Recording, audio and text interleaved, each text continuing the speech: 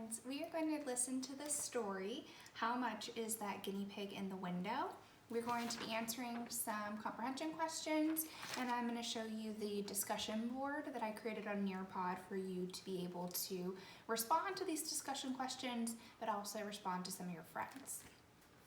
So I'm going to get started reading because it is kind of a long story. It's 4 chapters long.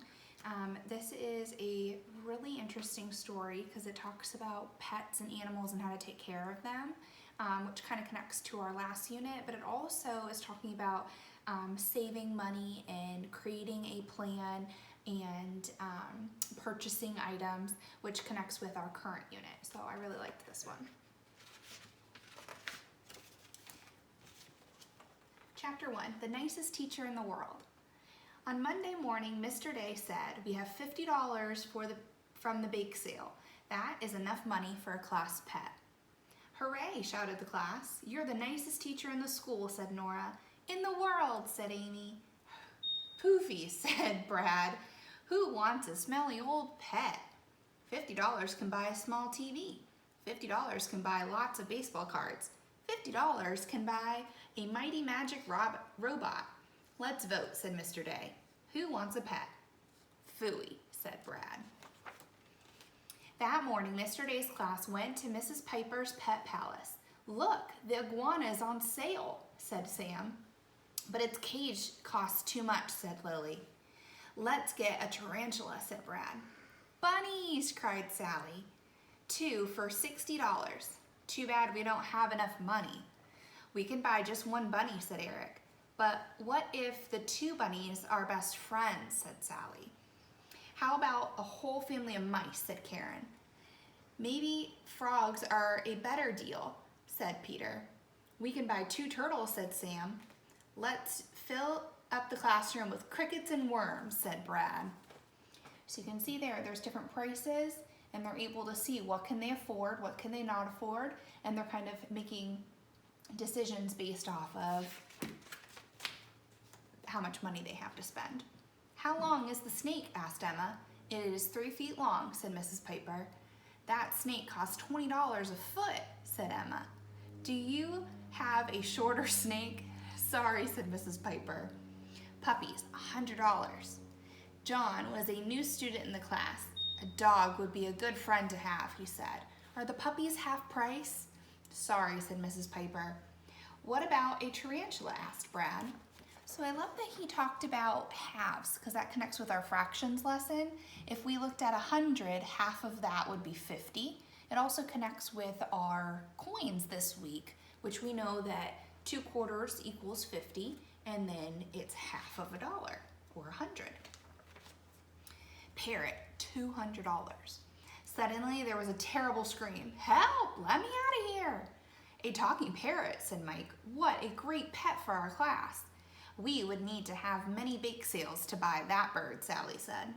"It's hard to choose the best pet," said Tom. "It's not hard," said Amy. "Here is a riddle for you. I am small and soft and smart. I am the right price. I do not need to go for a walk. My name says pig, but I do not oink. What pet am I?" "A guinea pig," said John. "Let's vote," said Mr. Day. "Pooey," said Brad. "Hooray!" shouted the rest of the class. "We will come back to buy the guinea pig next week," Mr. Day said to Mrs. Piper. "But we have enough money to buy it today," said Rob. "What about guinea pig food?" asked Mr. Day. The children looked at their backpacks. John found 1 nickel and 2 dimes. Lily found 5 nickels. Emma found a quarter. "Not enough," said Amy. All right, so they have 1 nickel and 2 dimes, so 10, 20, 25, plus 5 nickels, 5, 10, 15, 20, 25. So 25 plus 25, we're at 50 cents. And then Emma found a quarter, which we know equals 25. So 25, 50, 75. So they only have 75 cents and they needed $5. Bummer. "We can all bring some money from home," said Nora. "That's too easy," said Mr. Day. "I want you to work for the money." "Work? Phooey," said Brad. "Who said Mr. Day is the nicest teacher in the world?" So let's stop there and let's think about this first question. The class has to decide on which pet to buy. which steps did they take to do this? So let's go back in the text and let's look. Their first thing that they wanted to do is they kept going through the different items in the store or different creatures in the store, and they were kind of deciding, 1, do we like it? 2, do we have enough money? 3, do we have enough money to buy the items that it needs to survive?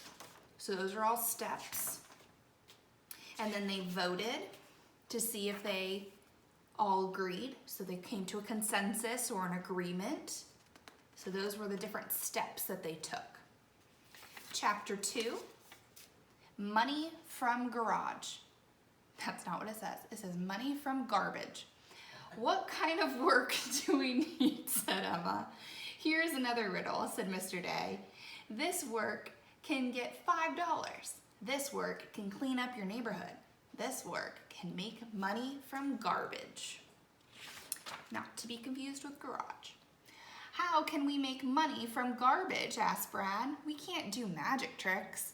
I get it, said Nora. It's not a magic trick. We can find empty bottles and cans. We take them to the recycling center, and the recycling center will pay 5 cents for each one. I will tell you exactly how many nickels we need to get $5, said Brad. 1 nickel and another nickel makes 10 cents, and another nickel makes 15 cents. Wait, said Emma. There are 20 nickels and $1. And we need $5, said Eric. And 5 times 20 nickels is 100 nickels, said Emma. Rob jumped up in his chair. That means we need to find 100 bottle caps and cans, shouted the whole class. Look at all that math they just did. I love that they came up with a solution to their problem. I know this class can do it by next Monday, said Mr. Day. Everybody chose one person to make a team. Everybody choose one person to make a team. How about a contest, asked Amy. Yes, cried Eric and Rob. The winners could be the first guinea pig monitors, said Nora. John said nothing. Brad said nothing. I guess we could be a team, said John. It will take magic to win, said Brad. They seem negative. Each day, the teams brought their empty bottles and cans to school. On Tuesday, Sally and Eric went to the beach. They found 5 cans, 5 bottles, 2 pairs of sunglasses, 3 sun hats, and 1 lost dog. Mike and Tom worked hard on Wednesday. They telephoned 2 grandfathers, 1 grandmother, 2 aunts, and 1 uncle. They picked up bottles and cans from their families. Sam and Lily worked hard in Lily's mother's ice cream shop. They found 11 bottle caps and 9 cans. Brad did not work hard. Phooey, he said. Lily's mother owns an ice cream shop. Lily and Sam will win. I am going to play in the park.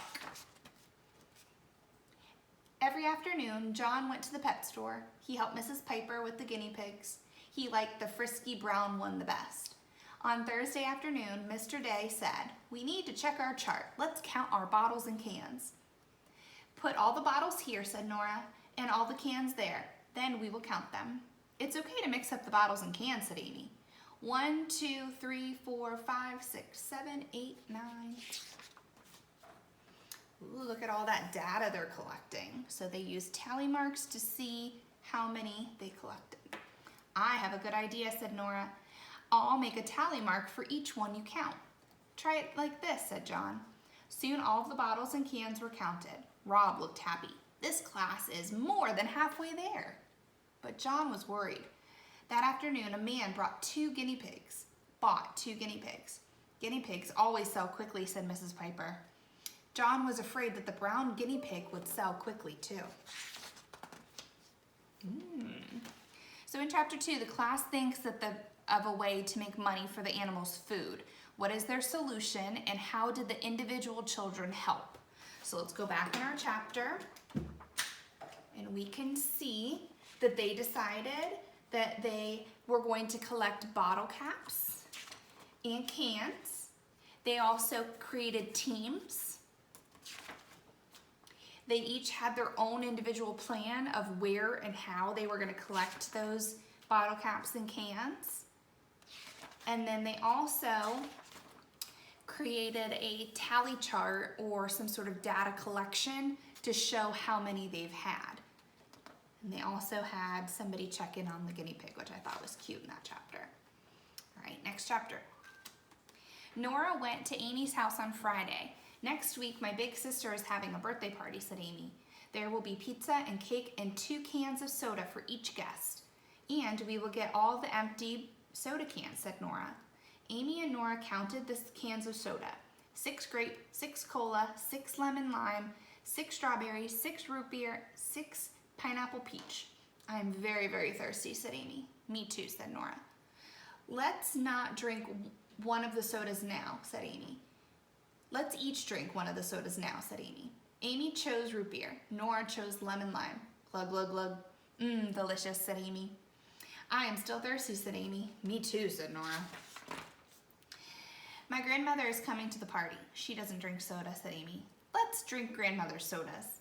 Amy chose strawberry. Nora chose pineapple peach. Glug, glug, glug. Glug, glug, glug. Blurp, said Amy. The girls were not thirsty anymore. On Monday, our class will count the cans and bottles again, said Amy. Too bad my sister's party is on Tuesday. I have a great idea, said Nora. Amy and Nora found 36 cups.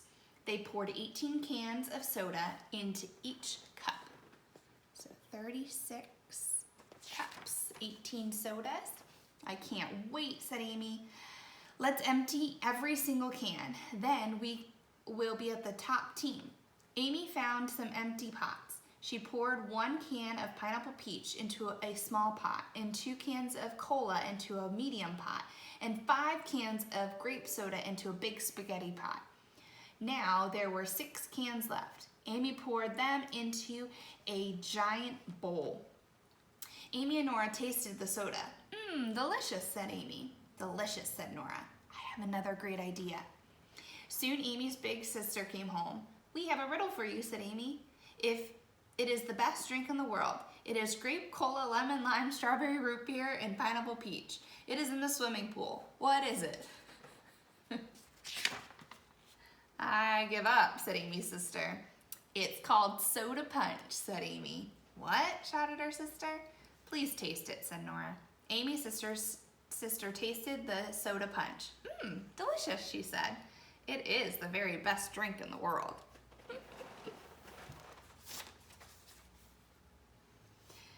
All right. Next one's chapter 4, our last chapter. On Saturday, John said to Brad, "Come to Mrs. Piper's pet palace with me. I want to show you something special." There were only 3 guinea pigs left. John picked up the brown one. He hugged it. Brad hugged the guinea pig too. John helps the guinea pig do a trick. Then the guinea pig did a little dance. That guinea pig is smart, said Brad. Brad fed it a carrot stick. The guinea pig likes you, said John. I like the guinea pig, said Brad. A girl was in the pet store too. She bought 6 mice, 2 rabbits, 1 puppy, 1 iguana, and 1 tarantula. Where will you keep all those pets? Asked John. I live in a very big house, said the girl, and I want those 3 guinea pigs too. Oh no, said Brad. That brown guinea pig belongs to our class. It does not, said the girl. We are going to buy it on Monday, said John. I am here to buy it today, said the girl. I want that dancing guinea pig. I will not sell the brown guinea pig until Monday, said Mrs. Piper. Let's get to work, shouted Brad. Brad and John ran to the park. They found 11 cans and 1 bottle in the trash. Then they played ball together. They found 9 more cans and 3 more bottles on Sunday. Then they went to John's house to play. On Monday morning, it was time to count the bottles and cans again. Let's group them by 2, said Mike. Yes, said Rob. Put them in pairs. But we have too many, said Karen. There will be pairs all over the room, even in the hall. No, said Sam. Make groups of 5. Why don't we count them by 10, said Emma. Let's vote, said Brad. Soon all the bottles and cans were counted. We have more than enough, shouted Nora. Hooray, shouted the class. Mr. Day grinned. A guinea pig likes to eat, he said. We will have to keep recycling all year. Easy, shouted Brad. Guinea pig, here we come. That morning, Mr. Day's class went to the recycling center with the bottles and cans. That afternoon, the class went to Mrs. Piper's pet palace. We have enough money for the food for 1 month, said Mrs. Piper.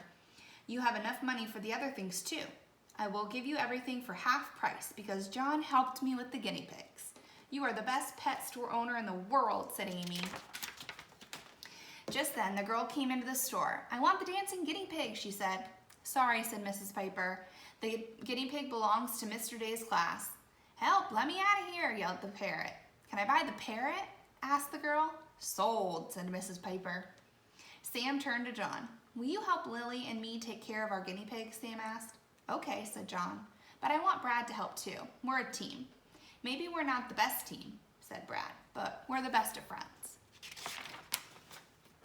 All right, so what are some reasons that Brad and John became friends? That's one of your discussion questions. And then your last one is, why do you think that Mrs. Piper didn't sell the guinea pig until Monday? What do you think her reasons were for that? So I hope you enjoyed the story, and make sure that you go into our discussion board on Nearpod to put your responses.